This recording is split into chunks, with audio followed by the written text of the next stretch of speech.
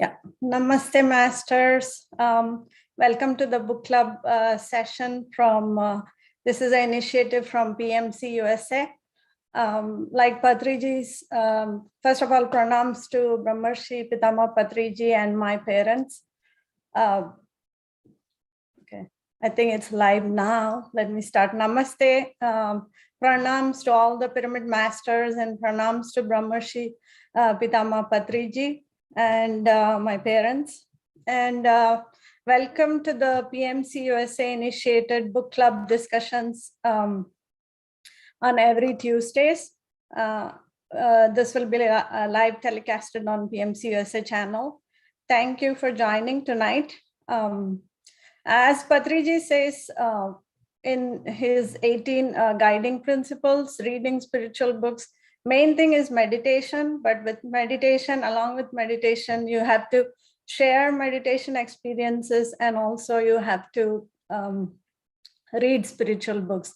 If we do all these three things together, then you can advance in the spiritual path a little bit faster, and it will be more effective. So that is why PMC USA came up with this idea that we'll have these book club sessions of the spiritual books that Patriji recommends. As you all know, Patriji has read thousands of books in his lifetime, and he inspires all of us and motivates all of us to read too. So that is how I have started reading books. And my meditation journey, just giving a little bit background of my meditation journey, it all started with my dad and mom, my parents back home in Bangalore. So they introduced me to meditation, and I saw with my own, my own eyes how my dad completely changed after meditation. He also healed exactly like how we will talk about in the book today.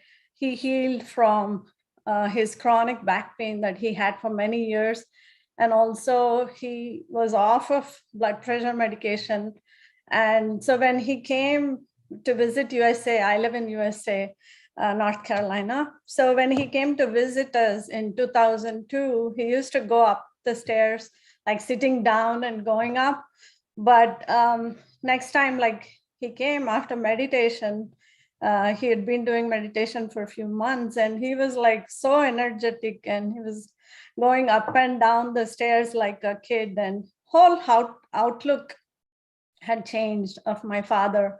He had become more joyful, everything. He used to be really strict growing up. So I remembered, but then everything changed in his life. So that is what motivated me to do more meditation. And I started meditating from almost 12, 13 years. I think I have been doing meditation. And in my life also, have experienced a lot of positivity. And I also used to be like, when you come to US and when you have young kids and you're working, it keeps you very busy. And so I used to always struggle with everything. I wanted to go back to India, but my husband wasn't interested. So I had a lot of frustrations, and that's when I got into this meditation, and it totally changed my life, I would say, for betterment. And reading books gave me a lot more peace and joy and everything. I started accepting everything, started becoming more happier. And so I'm in this path, and if I don't do meditation, I feel like I'm missing something. And and even with my kids, everything, we've experienced a lot of good things and benefits from meditation and reading books. And so today I'm going to discuss about, this is a favorite book of mine, Your Placebo and Making Your Mind Matter. So it's a wonderful book by Dr. Joe Dispenza, and he was featured in one of our spiritual science magazines. He's one of the greatest researcher, best-selling author, and scientist. So I'm going to talk about this book in a few sessions. I'm thinking today I will be able to cover the introduction and chapter 1, but we'll discuss about this book going forward. So at any point you guys have any questions, anything, please ask. And so let me start. I'll share my screen. So this is the book, You're the Placebo. And it's written by Dr. Joe Dispenza. So let's go to next slide. Okay. So like I was telling you, he is a very popular international lecturer. He's written like, I think 8 to 10 books, but he's conducted workshops and he's given lectures in over 33 countries and in 6 continents. And he's a doctor of chiropractic. He runs Integrated Health and Chiropractic Clinic in Washington, Olympia. And main thing is when he was doing all these lectures and workshops, he saw a lot of cases in his workshops itself where people were able to change their mind, change their thinking, and they were able to feel better. So whatever ailments they had, they were able to feel better. So it's like with all his experiences, like how the power of thought was changing people's lives, motivated him to write this book. So we will go over the book, like what this book is all about. But he's a motivational speaker. His own life experiences, we'll talk about that also. How he has recovered from like an unfortunate incident in his life, and how he overcame without any surgeries or any medical help. He was able to overcome his accident or whatever. He broke his vertebra and he was able to recover. So he's a great author and I love his books. There's other books like Evolve Your Brain, Becoming Supernatural, Breaking the Habit of Being Yourself. These are the other books.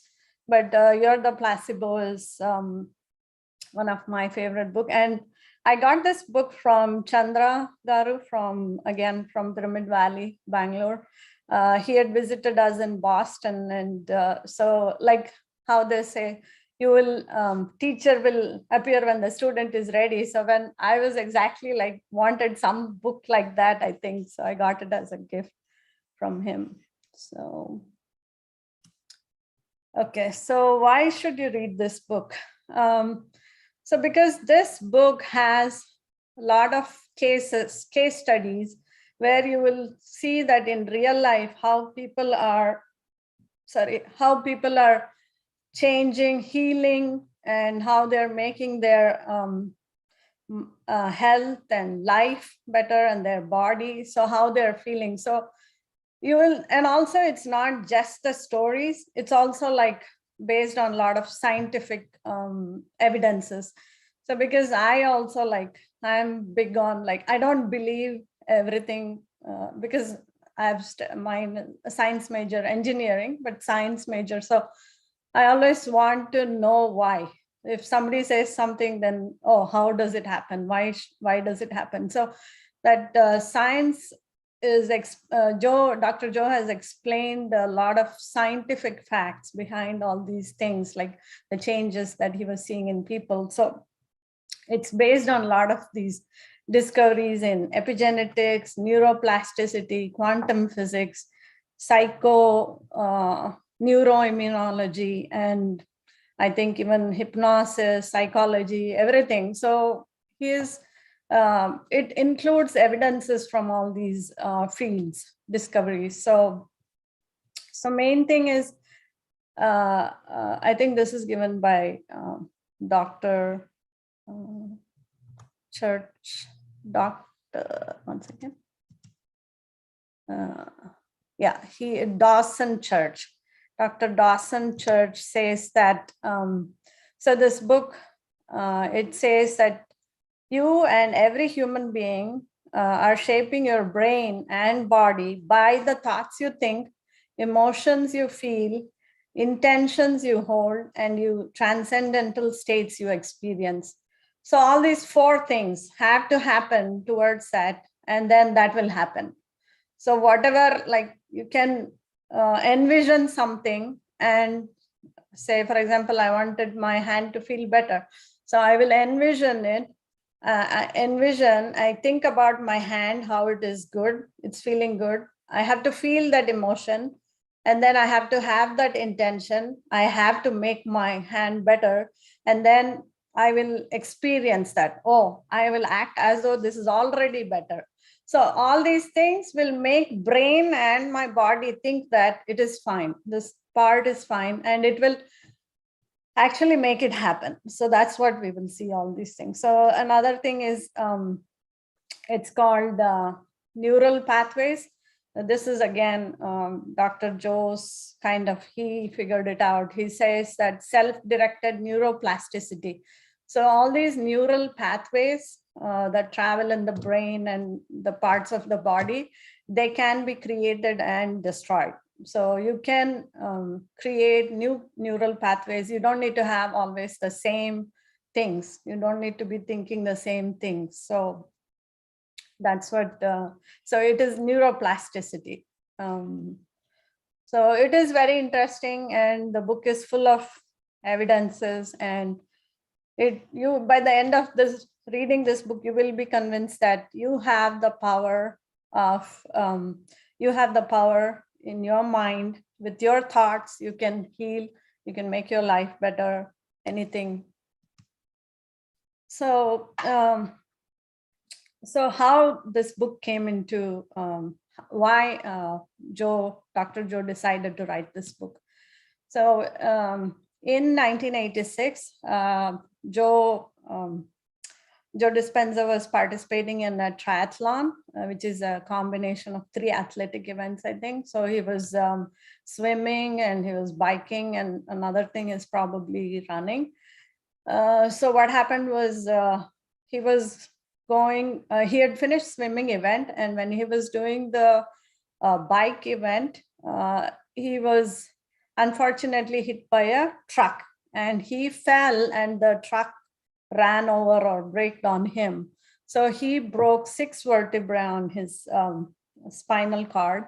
And the only thing, he went to a couple of doctors, and only thing they suggested was that he has to go through a surgery, like get the Harrington rod or something, and they have to fix with that major surgery, or he has to be paralyzed for the rest of his life from chest and below, because all his bones had shattered on the back, on the vertebrae that hold the spinal cord. So, and he was thinking about it. He was only 23-year-old that time. So he thought and thought, and he said he was not going to do the medical surgery, and he was going to heal himself. For some reason, he knew that body has healing capabilities within us. Everybody has a lot of healing capabilities within us. So he said, I'm not going to go with the medical surgery. And that divine intelligence that he has within him, he's going to plan, he's going to create a template, he's going to vision, and he will fix himself. So that's what he did. He was thinking miraculously. He was playing that imagery of having a perfect spine over and over in his mind.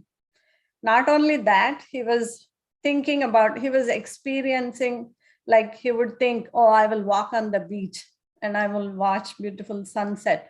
I will go to a restaurant, eat with lunch with my friends. I would, even just getting up and walking, he would keep on imagining all this. He had terrible pain in the beginning. So first 6 weeks was really, really tough for him. but he was consistent. He kept at it. And then he was all these three things. He was doing all the four things. He was thinking about it, that his spine has to heal, and he was feeling that emotion. He would feel as though his spine was good, and he would walk. And then he was intention was, of course, he had strong intention that he wanted it to work. And then he was envisioning that he will walk, he will do all these other things that he wants to when his spine is good. So, and he realized I think by the end of 9.5 weeks, he was able to completely walk back into his life. He was amazed by his transformation. He was just blown away that without any medical help or surgery, he was able to heal himself. He also had a lot of he had diet, he had friends, he had, when they come over, they also have to meditate. And it's like he had a regime that he followed every day, and everything towards making him better. And so he figured that mind and matter are not separate. So whatever you think, you can make it happen within your body. So that's what he realized. And conscious and unconscious thoughts and feelings are blueprints that will control our destiny. So he came to that conclusion, that, but with his own experience. So he started, 9.5 weeks, and 10 weeks, I think he even went back to chiropractic practices. He was lifting weights. He was just normal, back to normal. And he had amazing physiological changes within his body. So next thing was, so he was featured in a movie called What the Blip in 2004. I think it is it's a really good movie. You should watch sometime. And they show a lot of cases where you will not be able to believe, but those things happen. And why do they happen? So many questions. So, and then he also wrote a book about his first book in 2007, Evolve Your Brain and Science of Changing Your Mind. So after this, these two things and his own experience, he said he will start doing workshops, lectures, and people started coming to him for corporate programs, like CEOs would come and ask him to speak. So he had a lot of feedback from the workshops that he was doing. And he was also, from the feedbacks, he was seeing that there were people who were healing within the workshop itself. Like if somebody had arthritis, they would say that they were not having that pain anymore. So, and then next workshops, what he thought was he will bring all these sophisticated instrumentation, and he would invite researchers, scientists, physicists, quantum physicists, and he would ask people to do brain scans, energy field measurements. When the participants were there, they would do all these to get the brain scan would give, they can see what is happening in that person's brain when this workshop was happening, like when Dr. Joe was teaching them this effect of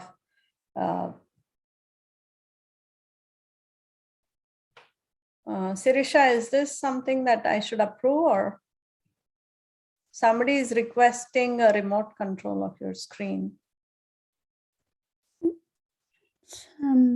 John Smith, decline? Should I decline? No, nothing. I'm not saying. Okay, I'll decline. Yeah. Okay, sorry. So he wanted to bring more science into what was happening. He wanted to see why it was happening. So, and in one of the Colorado event in 2013, I think, he saw 7 spontaneous remissions. People who had food allergies said they were able to eat, they were eating just lettuce or something, and that lady was able to eat meals and be feel fine. And there were people who like arthritis. So like that, like within the workshop of that 6 days, 7 days, he was able to see people feeling better, healing things that they were suffering from without any medication, but except attending his workshop and doing meditation. That's what he does. Like in the part 2, he explains how to achieve these things. So information to transformation. So based on all the information that he was getting, he, one second. So based on all the information he was getting, he was able to, he wanted to transform people with the knowledge. So information is knowledge, right? So you have the knowledge, like this person was able to heal with this condition by doing this certain thing. So example, thinking about changing or healing, so that, and then that person transformed himself. So these astounding results and the scientific data, like the scientists that he brought, researchers, they were able to see, like they were able to see before and after meditation or that participant. They were able to see the brain scans. We will see all this in detail in future chapters, which led him to the idea of this placebo. So placebo is like a sugar pill or some saline salt water injection. When you take this and you believe that, oh, it is for my headache, I'm taking this medicine for my headache, but it could be some sugar. It's just a placebo. It's not that, but you will think it is. So that is the idea of placebo. So with all his workshops and the feedback that he was getting, even the evidences he saw, he decided to document all these cases. So this is how he came up with this book. And the book has like, he projects what is possible when you step into this new reality. And then he about empowering you to realize that you have all the biological and neurological machinery to be the placebo. So it is within you. It's making you realize. So empowering you is to making you realize that the power is within you to heal.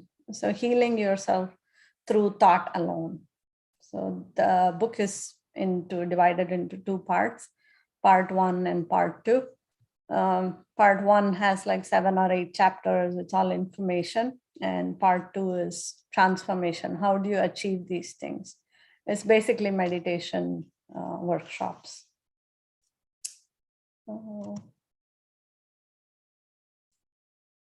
Any questions, anything so far? Can I keep going?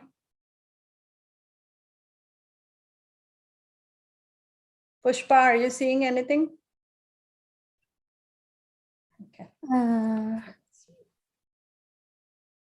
Radhika Pushpa is joining now. Some problem is there. Okay. Yeah. Okay, so I'll keep going. Yeah, someone is raised your hand. I'll check with them. Yeah. So may iPhone, can you please write down your rewrite your name and come please, and Mikey. I think, Sirisha, there's some lot of like, I don't know how to say. It's like looks like somebody's hacking. Yeah, somebody is hacking. That's why I'm wondering. I'm checking with the technical people. Yeah. Okay, I'll just keep going then. Yeah. Anyway, I denied those people. Yeah.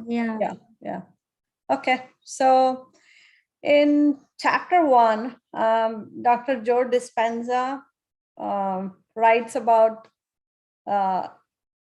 he has some incredible and dramatic stories demonstrating this amazing power of human mind. He, so some people keep asking me to give the control of my screen. Uh-oh. Is it possible to not let Mike or somebody in the Zoom? Can you remove Mike from Zoom? And even from John, And John or somebody, just remove them. Yeah, I'll take care. No problem. I'll take care. Okay, thank you. So the chapter 1 shows what the human mind is capable of doing all on its own. So the first case is there's a person called Sam Lond. He's a retired show salesman. Mamba, it seems. Arun, let's take them out too. Mamba.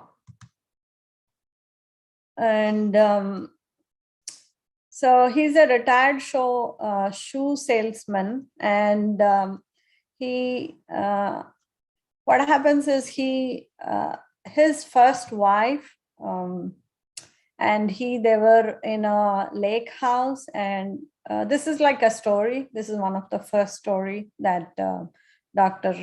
Joe Dispenza talks about in chapter 1. So these two people, they were in a hotel, and there was a dam burst that happens next to the lake house.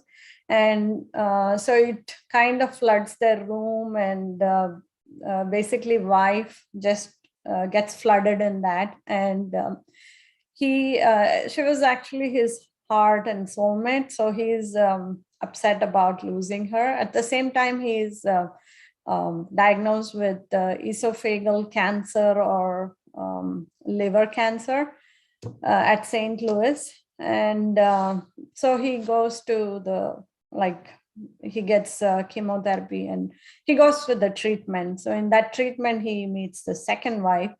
And then he feels really sick, and he meets this other second wife who brings him. They move to Nashville actually. So and then they go to a different doctor, Dr. Medor, where Dr. Medor does all the tests, and he says, okay, what do you want? He learns the story of Sam, and Sam tells about how he lost his first wife and how he met second wife. And he says, I want to just live through Christmas. And he wants to see Christmas and celebrate it with his wife and daughter.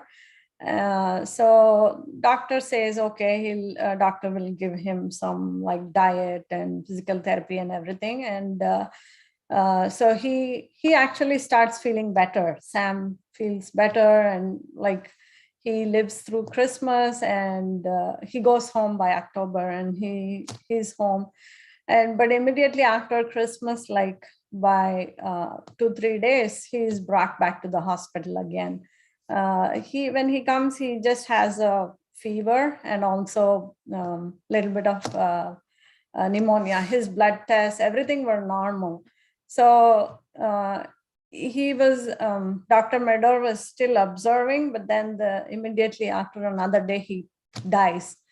So from that example, later on, they knew that St. Louis, whatever diagnosis they'd done, it was not real. And he did not have like the cancer, whatever he had was very mild, and it was even cured. Esophagus was fine, and he was almost cured. But so it was like a liver scan was abnormal, and it was false positive. So what they said was, so the author is wondering, Dr. Joe says, why did he die? Is it because the whole immediate environment thought he was dying? And he thought to himself, right? He wanted to live through Christmas. So he lived through Christmas, but after that, he thought he has this cancer and he didn't want to live anymore. But actually it was not that. So it was his thinking. So it's like he says, is it possible that from thought alone, this person died? So another case that he discusses is Fred Mason. He's a 26-year-old. He's depressed, and he has antidepressant drug. He's given antidepressant drug. And sorry. which he thought was very strong. Like if he took like few, he would, it was very strong for him, and it would make him like excessively drowsy, numb, and but then he would make a call to his girlfriend and they have a fight. And so he gets really mad and he takes this whole bottle of that antidepressant drug. And then he starts because even just one or two was making him drowsy and numb. Now he took this whole bottle. So he actually had like rapid pulse rate, rapid breathing, and he had low BP. But then he was taken to the hospital by a neighbor, but he tells the doctors that he doesn't want to die. So they just monitor, they give him IV, and then they were watching his vital signs. And after a certain time, he was back to normal. So and later on, they figured that the pills that he had, that was just a placebo. The antidepressant drug that he was taking was just a trial drug. So but how did, he was still feeling that rapid pulse rate. How did that all happen? It was just by thinking that he was thinking, oh, this drug is making me sick. And so what author is asking is like, did Mason's mind have, did it take control of his body? And it was the body was driven by expectations of what seemed to be like, the scenario. He would think, oh, if I swallowed these many things, I would have this much pulse rate. So, and that's how the body reacted, that made it real. So how did this happen? So I like how Dr. Joe asks these questions, and within the question itself, he's indicating that it was all because of his thinking, that he expected this scenario to happen, and that's what happened. So there was another case that he talks about.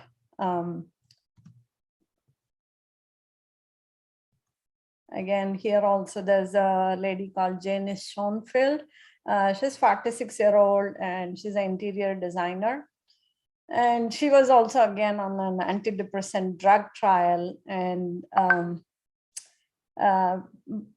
she wasn't feeling better at all. For so many years she struggled. So as soon as she read about this trial drug, she said she wanted to try. So she went and she got this trial drug and she felt great. Like in 8 weeks, she was feeling fine. But then she also had nausea. Then she was thinking, oh, okay, this drug is really working because I'm feeling nauseated. But I'm feeling good, she was thinking.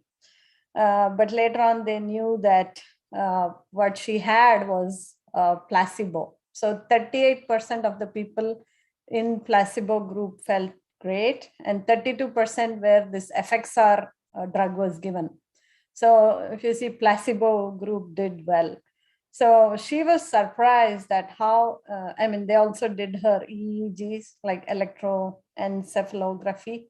And they knew that her brain wave patterns had changed and significantly increased activity in her prefrontal cortex. That's where the depression, if people have depression, that activity is very low in that part of the brain. And so even though it was a placebo drug, she experienced that she was feeling good, everything was good. So all her brain was it was rewired and she was feeling great. So that's what, again, the question that he asks, some of the questions is that how is it possible that sugar pill could not only lift deep-seated depression? Radhika? Yeah. 1 second. The PowerPoint, the slides, Yeah. I think it's not moving, I guess. I think it's, if you're still talking about chapter 1, is it possible? Then we're good. Yeah. Okay. 1. Yeah. Okay, thank you. So I was talking about this third case. Okay. And then, yeah, thanks, Pushpa.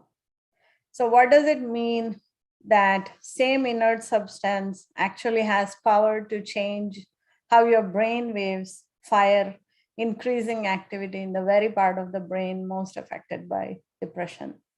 And can subjective mind really create those kind of measurable, objective physiological changes? So how you think is what you become. So that these three cases actually show us. So there's few more cases that he talks about. These are all like short stories. This one is like a miracle drug. So what happens is,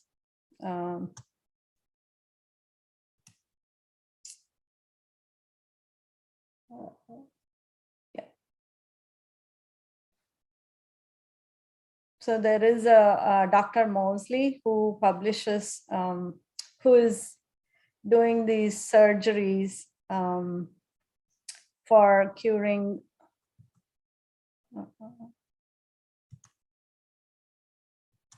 okay, this was cancer. Next was Dr. Mosley study. So this miracle cure is like, there is a person called Dr. Wright. He was completely sick and bedridden. But then there was again, like trial drug, cribozin or whatever. So he convinces the doctors to give him that drug because it was a trial drug, but he says he's ready to take because anyway, he wasn't well. He was completely bedridden. So he takes that, and within 2 days, he would be walking. He was so sick, but then once he took that medicine, he was walking. And then there were there was in some newspaper or something, they said that, oh, that cribozin is not working, it's useless. So his tumors came back. He had brain tumor or something, and they really relapsed. They could see his tumor coming back. But then the doctor says, oh, don't ignore, because he thinks that he will try with him and give him a placebo. He gives him a saline injection and he says, oh, don't trust those newspapers. Then Mr. Wright, again, the tumors vanish.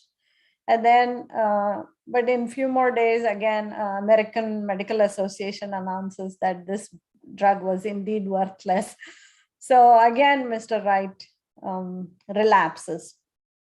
His tumors start growing back. So what is happening that, like, he thinks that he's feeling better, so his tumors dissolve. He thinks that, oh, that medicine didn't work, his tumors come back. So is it possible that Wright changed his state of being not once, but twice to that of a man who simply didn't have cancer in a matter of just days? So within days, he was able to reverse. So there was another interesting case study that Dr. Mosley was conducting. So he basically had people of 20 participants, and he had 3 kinds of surgeries for knee. So for one kind of surgery is like he would open it, he would scrape off the joints, and he would make, then he would close the incision, and that's the actual surgery. The other surgery is lavage. So they spray water and they open the joint, they spray water, they again close it back. And that's also another kind of surgery.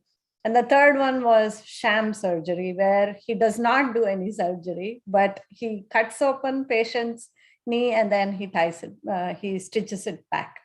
So he performed these 3 surgeries on random people. Like they would come, there will be an envelope, he will look at it, he'll perform that. So all these people were again studied after 20 years, 25 years.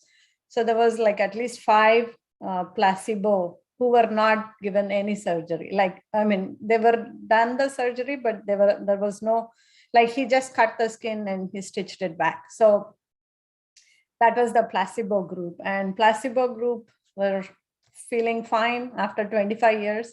And the people who got surgery also were feeling fine. Again, so he repeated this study again. He did in some 1990s, and then he repeats again in 2000 something. And both times he's astonished by the results that he sees. So the author again questions like, did they simply have faith and healing power of the surgeon and hospital? So they just saw like, oh, hospital, they're getting the surgery done. Did they feel better already? Their knee felt better. How did that happen? Or how did they somehow envision a life with fully healed knee and simply surrender that possible outcome and then literally walk right into it? So there was another case. It's just amazing to see all these recoveries without, medical intervention actually, and then just the placebo. So it's all about how that person is thinking, power of thought, basically. So the other case was like heart surgery.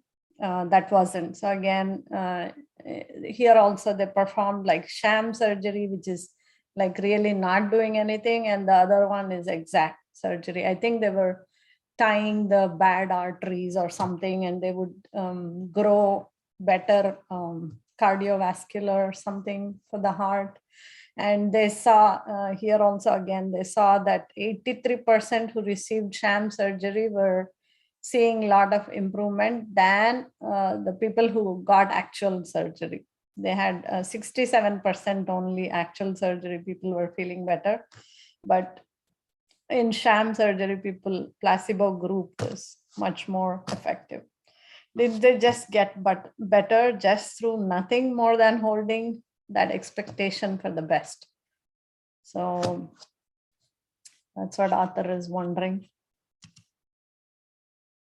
So he says attitude is everything. So we've seen a lot of researchers in like Duke University, Yale, Georgia Medical School. There's a number of health institutions, universities have figured out that positive thinking itself will make people live longer. They've even seen that 7 years longer, they can live 7 years longer, and they'll have better health conditions. They'll have better, like even better than like cholesterol, blood pressure medicine, everything will be better they don't need to take all these things if they just had a right attitude and, just looking at it positively. Any situation, you look at it positively. So attitude is everything. That's what he talks about, a lot of studies that happen, and every study is like optimistic. Being optimistic, people felt more happier, calmer, they were in less pain, more energetic, they were easier in the social activities. And then, like I said, their longevity was affected. They were 7 times living longer. And even compared to like, body weight, level of exercise, being in that right mindset was having better effects than, so that's what here they say that, how is it that our everyday mindset, whether we are generally more joyful and loving or more hostile and negative, can help determine how long we live. So joyful and loving, of course, you'll be living longer. If you're negative and hostile, it cuts short. Is it possible to change our mindset and override the way our minds have been conditioned by past experiences? Yes. So that's what it is all about. Like, you can. So you don't need to think about what happened in the past and just stick to it. Like, okay, yeah, it's not going to change, or nothing is going to happen. No, that might have been in the past, but you don't need to necessarily think that that's what will happen in the future. So you can condition your mind that it is possible to change. Whatever experience that you had before doesn't need to come back again. So you have that power. And then the other one was like, he talks about when people take like cancer patients, when they get chemotherapy, they will be nauseated. But then they saw like different groups were given. So some people even felt before getting the chemo drug itself, because they know that doctors have told them that, oh, you will feel nauseated. So even before they got the drug, they are nauseated. How is it possible? So that's what it say. The author is asking, how can it be that some people become so convinced that they will get sick from chemo drugs that they get ill before drug is administered? Could it also be true that folks could just as easily get well by simply changing their thoughts? Yes. So digestive difficulties disappear. So again, some people, he saw that in some of the workshops where people had allergies, food allergies, and they were able to consume whatever food they were allergic to. So it was just all in the mind. What is that exact relationship between the body and the mind? So could it be possible that with new beliefs, we can rewire neurological circuitry and alter our genetic expressions? So it is possible. That's what. So there were a few more cases that he talks about. There's one where Parkinson's is when a person's neural nerves start degenerating. I've seen this with my dad in few recent years, that he has this neurological disorder where it does not produce neurotransmitter dopamine. So you will have these motor issues and rigidity and tremors and even speech. They cannot have the voluntary control of the speech and your hands. They cannot walk. So motor rigidity, the muscles become rigid. But with some cases, they were able to, manufacture more of dopamine just by telling them that, yeah, they'll feel better, and the person decides, and he's able to feel better from the Parkinson's. So what is the process by which thought alone can manufacture dopamine in the brain? So the internal state of a human being with clear intention and heightened emotional state can actually activate our inner storehouse of pharmaceuticals. So dopamine is like a chemical that brain needs, that the pharmaceutical within our body can produce. But except that you should have that intention and that emotional state. And so the other examples that he talks about is there's like snake handling. People, you will wonder how the snake charmers we've seen right in India, like, I mean, they might still have poison, but still they will be playing with those snakes, and they will, they might even occasionally be poisoned, but nothing will happen to them. So it's like a superhuman feats. Also, we have seen all these firewalkers, right? In India, we see on the temples, they walk on this hot coal and nothing will happen, because they've decided in their mind that it's like a belief, uncompromised belief, that nothing will happen to them. So of course, it doesn't happen. So that's what all these are, again, connected to our thoughts and how we think. So how are such superhuman feats possible? Is it that their uncompromising belief changes their body such that they become immune to their environments? So there was also another case that they talked about, like there were two teenagers in California. They lifted 3,000-pound tractor to free their dad. So there was a truck and their dad was under that. So they, with so much emotions and things like that, they had so much strength that they could lift 3,000-pound tractors. So these are all like, superhuman feats. And yeah, so it's just amazing to think about what is possible. So there was another one where another case that he discusses, the person is called Vance Vanders. He just he fell sick and he lost like 50 pounds. And So he goes to a Dr. Doherty. They do all kinds of tests, and he doesn't see anything wrong. Then his wife tells the doctor that there was a priest and voodoo priest. I think there's certain religion. I was looking up what voodoo is. It's like a religion who believe in spirits and things like that. So she says that the priest had hexed him or like cursed him, that he told Vance Vanders that he will soon die and nobody can save him. So this guy believes that, and that's why he's not eating anything and he gets sick. So Dr. Doherty comes up with a plan that he rubs this person with some lizard eggs. He says that the priest rubbed some lizard eggs and that one of the egg has gone into his intestine and it's growing now. So that's why he's not feeling well.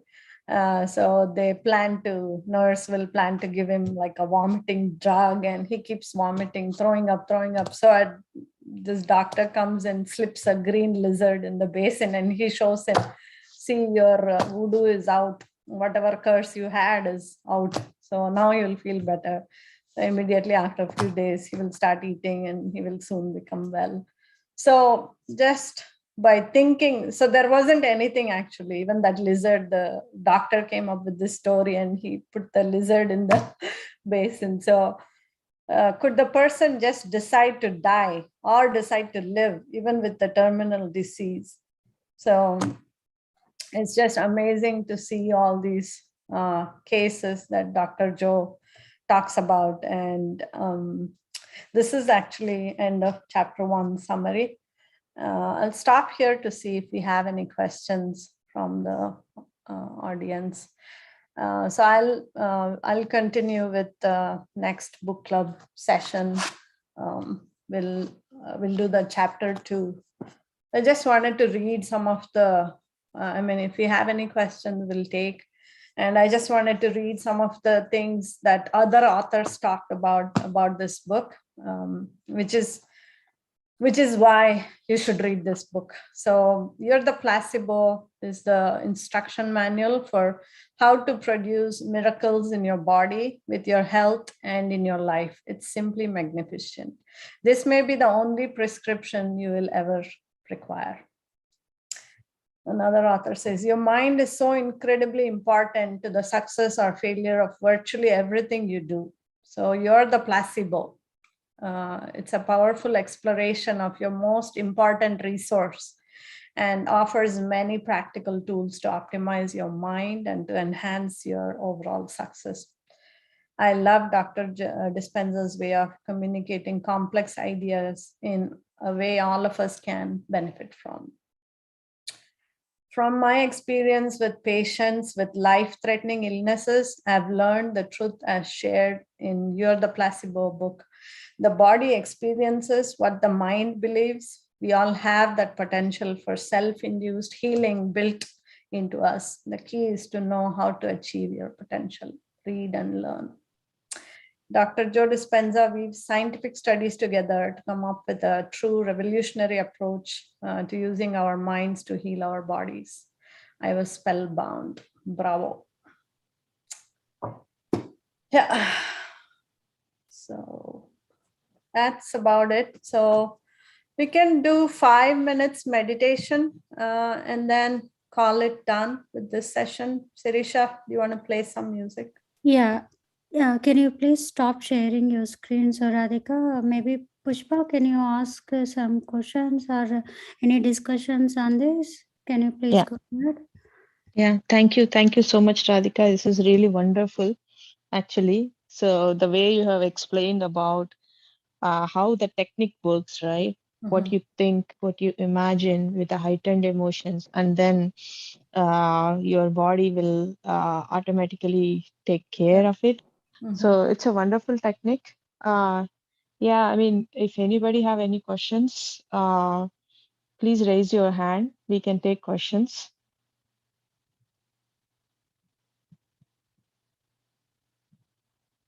Okay, looks like everybody is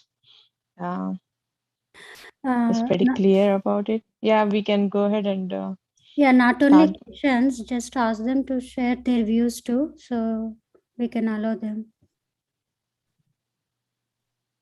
Yeah, anybody has any questions? We'll go over, like I said, there's 12 chapters. So this was all like introduction and chapter 1 today. So we'll have 11 more chapters to discuss. We'll see a little bit more details about all the scientific evidences, placebo effect and all that.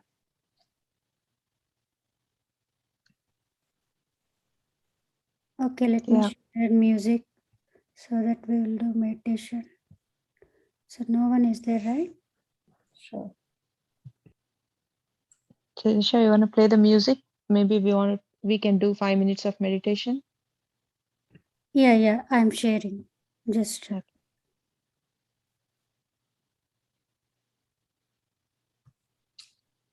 I request everyone to just close their eyes and focus on breathing.